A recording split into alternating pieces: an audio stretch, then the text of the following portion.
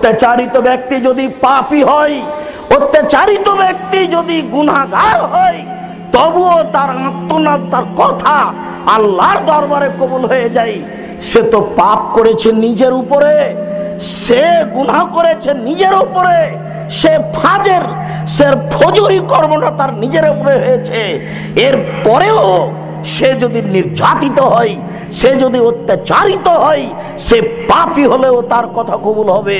এই কথা রাসূল সাল্লাল্লাহু আলাইহি সাল্লাম বলেন। তিনি বলেন, দাওয়াতুল মাজলুমে মুস্তাজাবাতুন, নির্যাতিত ব্যক্তির দোয়া কবুল হয়, নির্যাতিত ব্যক্তির দোয়া কবুল হয় ওয়ালাউ কানা কাফেরান, সে কাফের হলেও, সে অমুসলিম হলেও, সে কাফের হলেও ও যদি নির্যাতিত হয়। আব্দুল্লাহ ইবনে আব্বাস রাদিয়াল্লাহু তাআলা আনহু বলেন, রাসূল সাল্লাল্লাহু আলাইহি ওয়াসাল্লাম যখন মুআয ইবনে জাবালকে ইয়ামান দেশে পাঠালেন, তখন আল্লাহর নবী মুআয ইবনে জাবালকে বেশ কিছু উপদেশ দিলেন। তার একটি উপদেশ দিলেন, মুআয ইবনে জাবাল শুনে রাখো, ইত্তাকু যুলমা, তুমি মানুষের প্রতি অত্যাচার করো না, না বুঝে কোনো সিদ্ধান্ত পেশ করো না, কোনো অধীনস্থ মানুষের প্রতি নির্যাতন করো না।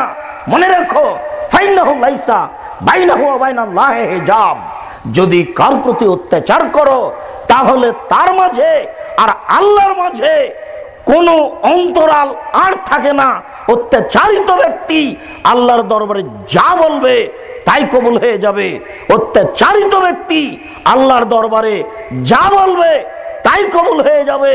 তার কথার মাঝে আর আল্লাহর মাঝে কোনো অন্তরাল নেই, কোনো আড় নেই। অতএব তুমি মানুষের প্রতি নির্যাতন করা থেকে সাবধান থাকো, হুঁশিয়ার থাকো।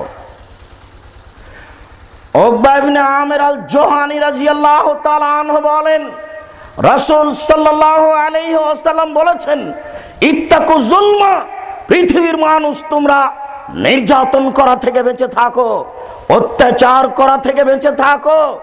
ফাইন্নাহা তুহমালু ইলাস সামায়ে, নিশ্চয় এই জুলুম কাজকে, এই অত্যাচার কাজকে আল্লাহর নিকটে পেশ করা হয়, আসমানে তুলে দেওয়া হয়। ফাইন্নাহা শারারাতুন, এই অত্যাচারিত ব্যক্তির যা কথা, যা আত্মনাদ উপরে পেশ করা হয় তা একবারে আগুনের স্ফুলিঙ্গের মতো, আগুন যেমন ছিটকে দূরে চলে যায়, ঠিক তার কথাটা, অত্যাচারিত ব্যক্তির কথাটা আল্লাহর কাছে ওইভাবে পৌঁছে যায়। অতএব পৃথিবীর মানুষ তোমরা মানুষের প্রতি অত্যাচার করা থেকে বেঁচে থাকো, সাবধান থাকো। খুজাইব ইবনে সাবিত রাদিয়াল্লাহু তাআলা আনহু বলেন, রাসূল সাল্লাল্লাহু আলাইহি ওয়াসাল্লাম বলেছেন, ইত্তাকু যুলমা, সাবধান তোমরা নির্যাতন থেকে বেঁচে থাকো, অত্যাচার করা কাজ থেকে বেঁচে থাকো। অত্যাচার করা কাজটি এমন জঘন্য কাজ, এমন ঘৃণিত কাজ, এমন ভয়াবহ কাজ। রাসূল সাল্লাল্লাহু আলাইহি সাল্লাম বলেন, তুসআদু আলাল গামামে, এই অত্যাচারিত কাজটাকে মেঘের উপরে তুলে দেওয়া হয়। অর্থাৎ অত্যাচারিত ব্যক্তির আত্মনাদকে আল্লাহর কাছে পৌঁছে দেওয়া হয়।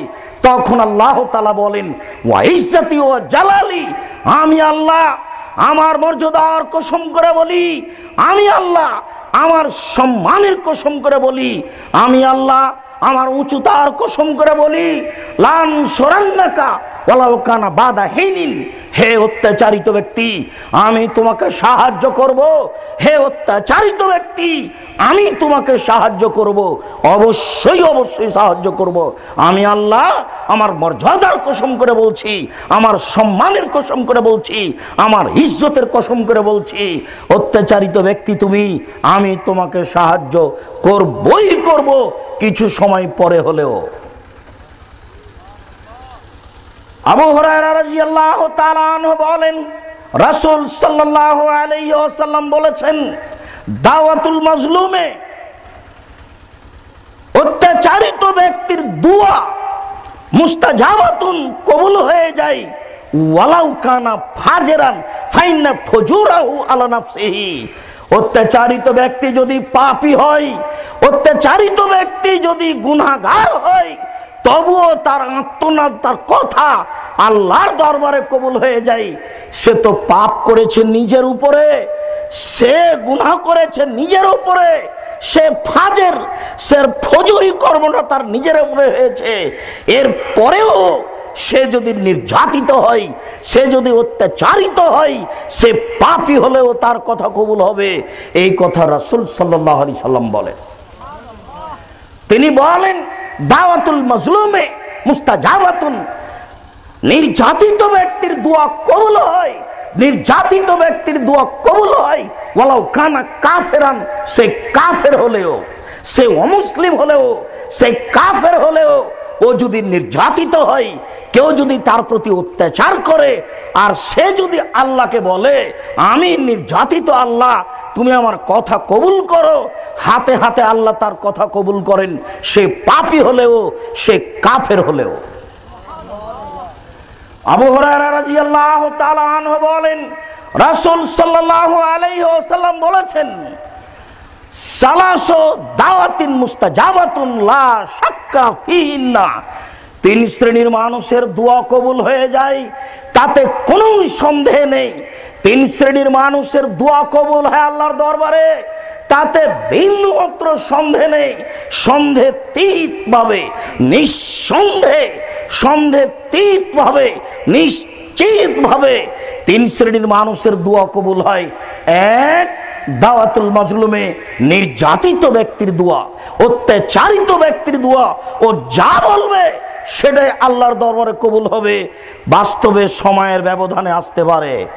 দুই, দাওয়াতুল মুসাফিরে, যে ব্যক্তি সফরে আছে, বাহিরে আছে, সে যদি দোয়া করে তার দোয়া কবুল হবে, সময়ের ব্যবধান হতে পারে, নিশ্চিত কবুল হবে, মুসাফিরের দোয়া কবুল হয়। এরপরে রাসূল সাল্লাল্লাহু আলাইহি সাল্লাম বলেন দাওয়াতুল ওয়ালিদে আলাল ওয়ালাদে, পিতা মাতার দোয়া ছেলে মেয়ের জন্য, পিতা মাতার দোয়া ছেলে মেয়ের জন্য। পিতা মাতা যখনই ছেলে মেয়ের জন্য দোয়া করে, সেই দোয়া, সেই প্রার্থনা আল্লাহর দরবারে কবুল হয়ে যায়।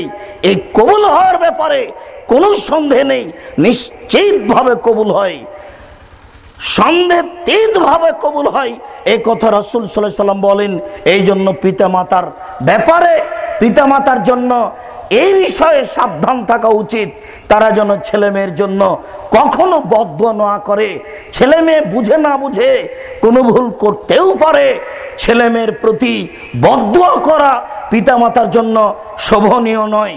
তার মনে কষ্টও হচ্ছে বদদোয়া, মনটা খুশি থাকে, এটাই হলো আশীর্বাদ। মনটা ছেলে মেয়ের প্রতি অসন্তুষ্ট থাকে, এটাই হলো অভিশাপ। ছেলে মেয়ের কোনো ভুল দেখলে ছেলে মেয়েকে সংশোধন করে নিতে হবে, তার বিরুদ্ধে মনে কষ্ট নিয়ে থাকা যাবে না। ছেলেদের বিরুদ্ধে, মেয়েদের বিরুদ্ধে দোয়া করা যাবে না, দোয়া করলেই কবুল হয়ে যাবে। আবু হুরায়রা রাদিয়াল্লাহু তাআলা আনহু বলেন রাসূল সাল্লাল্লাহু আলাইহি সাল্লাম বলেছেন সালাসাতুন তুস্তাজাবু দুআউহুম দাওয়াতুহুম, তিন শ্রেণীর মানুষ রয়েছে যাদের দোয়া কবুল করা হয়। তিন শ্রেণীর মানুষ রয়েছে যাদের দোয়া কবুল করা হয়। তার এক শ্রেণীর মানুষ হচ্ছে মাজলুম, তার অত্যাচারিত ব্যক্তি। তার এক শ্রেণীর মানুষ হচ্ছে মুসাফির, তার এক শ্রেণীর মানুষ হচ্ছেন পিতামাতা। সম্মানিত উপস্থিতি, কাজেই যারা নির্যাতন করে তাদের সাবধান থাকা, সতর্ক থাকা অতীব জরুরি। উকবা ইবনে আমির আল জোহানী রাদিয়াল্লাহু তাআলা আনহু বলেন রাসূল সাল্লাল্লাহু আলাইহি ওয়াসাল্লাম বলেছেন সিনফানে মিন উম্মতি লাম তানালাহুমা শাফাতি, আমার উম্মতের দুই শ্রেণীর মানুষ রয়েছে যাদের প্রতি আমার সুপারিশ হবে না। আমি মুহাম্মদ সাল্লাল্লাহু আলাইহি সাল্লাম বিচারের মাঠে তাদের কোনো সুপারিশ করব না। দুই শ্রেণীর মানুষ রয়েছে পৃথিবীতে, আমি মুহাম্মদ সাল্লাল্লাহু আলাইহি সাল্লাম তাদের জন্য বিচারের মাঠে সুপারিশ করব না। তার এক শ্রেণীর মানুষ হচ্ছে ইমামুন জালুমুন গাসুমুন, অত্যাচারী ইমাম, আত্মসাৎকারী ইমাম, অত্যাচারী নেতা, আত্মসাৎকারী নেতা, অত্যাচারী নেতা, আত্মসাৎকারী নেতা। এর ব্যাপারে নবী করিম সাল্লাল্লাহু আলাইহি সাল্লাম বিচারের মাঠে সুপারিশ করবেন না। নেতা বুঝতে পারে না নেতৃত্ব কাকে বলে।